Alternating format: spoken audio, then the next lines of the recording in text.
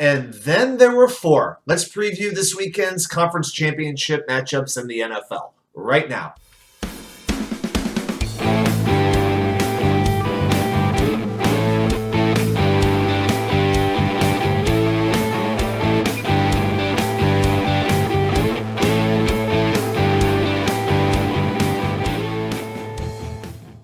And well, welcome back to New York Sports WickerMedia. I'm Watts2K99. Thank you, as always, for taking the time to watch these videos. So today we're going to preview both of the NFL Conference Championship games to take place Sunday afternoon. But before we do that, well, we hold ourselves accountable on this channel. So let's take a look back at the division weekend really quick and look at our score predictions because we hold ourselves accountable on this channel. So overall, we are 9-1 in picking playoff games. Not too bad. I said the Chiefs would beat the Jaguars 34-24. They won 27-20. So not too bad there. I said the Eagles would beat the Giants 27-16. Well, I gave the Giants way too much credit. I said the Eagles would win by 11. They won by 31, as a matter of fact. So, yeah, 38-7. The one game I've gotten wrong, I said the Bills would beat the Bengals 34-30. I never expected the Bills would no-show the way they did. I kind of had the Bengals figured out pretty well, but the Bills only scored 10 points instead of my predicted 34. And with the Cowboys at the 49ers, I said San Francisco would win 27-13. I basically gave the Niners one extra touchdown. They won 19-12. So doing pretty well so far, and I'll tell you what's so cool about this weekend, especially if you're not a fan of a team that's still remaining, no matter what Super Bowl matchup we're going to have, you can make the case it's going to be an exciting, riveting, compelling game. These last three games, you can make a case for any team winning, and as a football fan, that's about the most you could really hope for. So let's break these matchups down. We're going to start with game number one. That's the NFC Championship game, the San Francisco 49ers at the Philadelphia Eagles.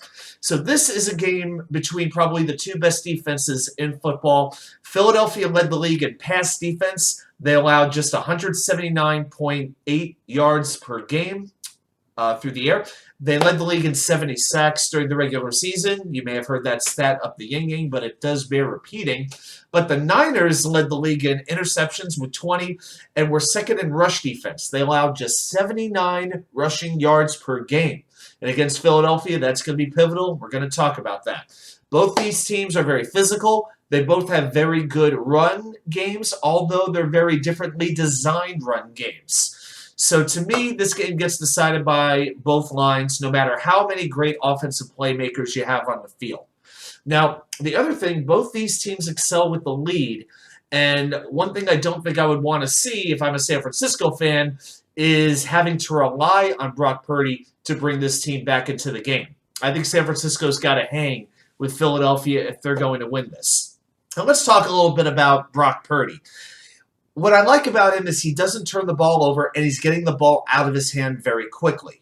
But this is the first time he is playing a playoff game on the road. And he is doing it in as hostile an environment as you could possibly play in Lincoln Financial Field. And let's be real, Brock Purdy is going to continue to get doubted every single game he plays unless San Francisco wins the whole shebang. He's just going to keep getting doubted, and it's a hard story to not root for, really. And as we told you last week, and we told you before, Philadelphia had 70 sacks this season. Purdy, here's the thing with Purdy. He really throws the ball to his tight ends and his running backs. He doesn't use the wide receivers a lot. It's really interesting. So if I'm Philadelphia, I'm trying to take away the middle of the field. The safeties are going to play a big role in this game, particularly pending free agent safety C.J. Gardner-Johnson. He's going to have to step up, especially if he has to face Kittle, or San Francisco might want to use Deebo Samuel or Brandon Ayuk in the slot. I think CJGJ, I don't know if that's what they actually call him, but that's what I'm going to call him, CJGJ, it's hard to say. You know, he actually was tied for the league lead with 6 interceptions, and that was time missed with a lacerated kidney. He's a pending free agent, and I think if he could have a big game here, it's only going to make him a whole lot more money. I could see him getting $14-15 million a year if he could have a big game against the San Francisco offense. Now, with the Philadelphia offense, Jalen Hurts has been one of the best players in the league when he has time to throw the ball. But the 49ers pass rush, I think they have a chance to really disrupt his rhythm. If they have a weakness, that San Francisco defense, it's their cornerback room. And they are facing either, depending on who you talk to, either the best or the second best wide receiver tandem in the league. To me, it's either Philadelphia or it's Miami. I don't think there's another wide receiver tandem that's there. Now, the best trio is the Bengals. And we'll get to them in a moment. But in terms of a 1-2 punch, it's pretty hard to get past those two. Now, Hassan Reddick has 17 and a half sacks in his first season with Philadelphia, including another sack and a half against the Giants last week. And he's got a big matchup against another pending free agent in 49ers right tackle Mike McGlinchey. Mike McGlinchey's paying for a contract, and if he can limit Hassan Reddick, his level of demand is going to skyrocket. Now let's talk about a little more about the 49ers defense. This is interesting. They have gone 27 games in a row without allowing a rusher to surpass 70 yards on the ground, and that includes the playoffs. Their run defense has been excellent. But here's the thing. They struggle against mobile quarterbacks. Now, they didn't see many this season. That's why they were 5th in the NFL in yards allowed per rush to quarterbacks, just 3.4 yards per rush. But Hurts is a challenge that they haven't seen before. He's 4th among quarterbacks in rushing yards with 760, 1st in rushing touchdowns with 13. And last year against San Francisco, Hurts ran for 82 yards and scored a touchdown. So can Philly run the ball against San Francisco? It's going to be tough. San Francisco's got some of the best run and cover linebackers out there, Dre Greenlaw and especially Fred Warner. They might use Warner as a spy a little bit. Like, he kind of spied CeeDee Lamb a little bit.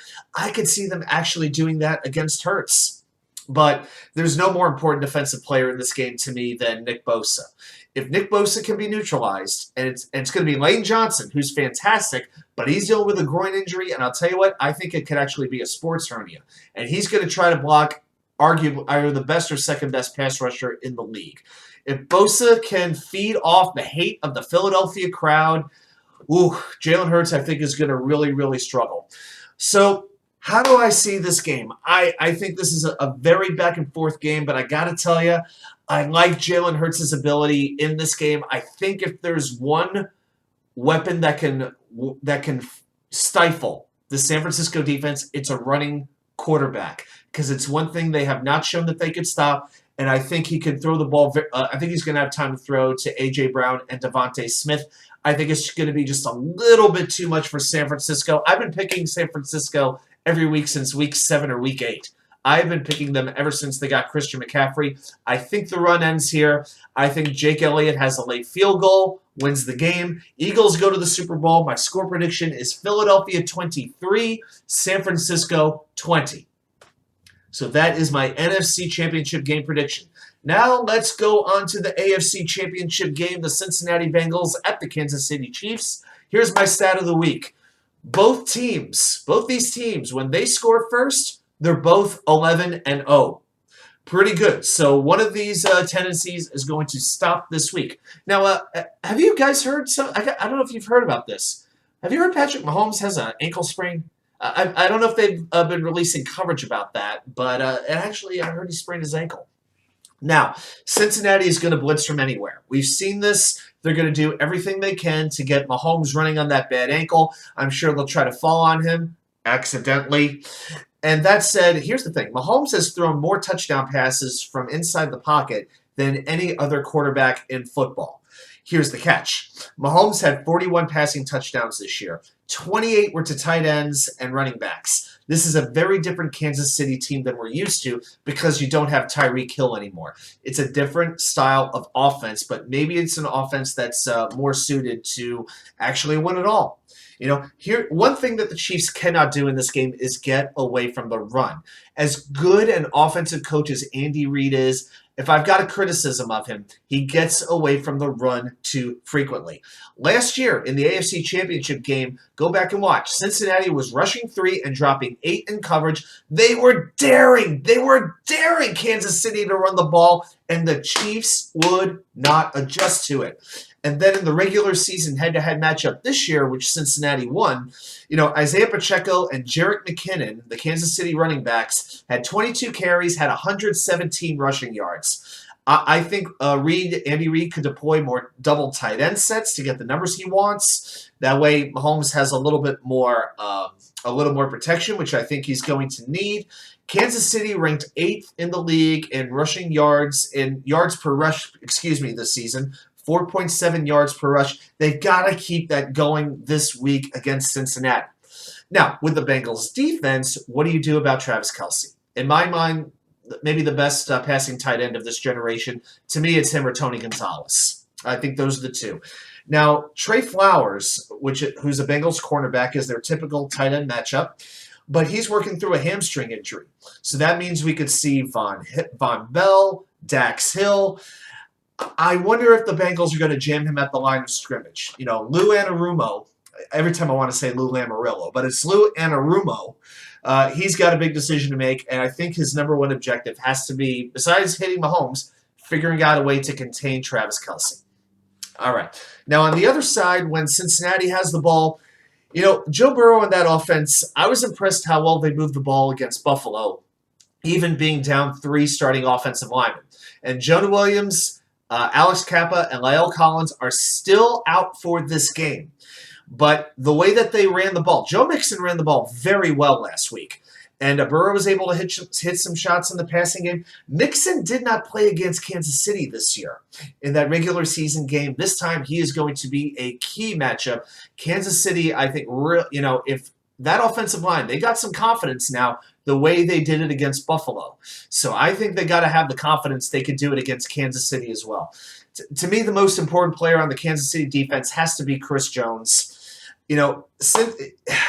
Chris Jones is a player, you got to hear his name a lot. If Kansas City's going to win this game, he's going to have to really do it well. Think about the Super Bowl last year. Cincinnati probably would have won that game if Joe Burrow would have seen Jamar Chase going down the sideline, beating Jalen Ramsey. He could have had that game-winning touchdown, but Burrow never had a chance to throw the pass. Why? Because a certain defensive player was in the backfield. Who was that player? It was Aaron Donald. Chris Jones has to have the same kind of performance that Aaron Donald did in that moment, in the big moments. Okay? The Chiefs can get after the quarterback. They've had 55 sacks this year, which will put a premium on running the ball and offensive line protection for the Bengals. But the biggest mismatch in this game, I think, is when Higgins and Chase work on the Chiefs corners, who in my mind are quite undersized. And I still think Tyler Boyd is a top 3 slot wide receiver in the game. The Bengals have beaten the Chiefs 3 straight times, including the AFC title game in Arrowhead last year. Burrow just relishes those big moments. I think they get their 3rd straight win over the Chiefs. My score prediction is Bengals 30 and the Chiefs 21. I think we get a Philadelphia-Cincinnati Super Bowl in Los Angeles. What a game that would be. But no matter what, it's going to be an exciting Super Bowl. Well, those are my thoughts. I want to hear yours. Who are your predictions to advance to the Super Bowl? What are your keys to any of the matchups? Let's go back and forth.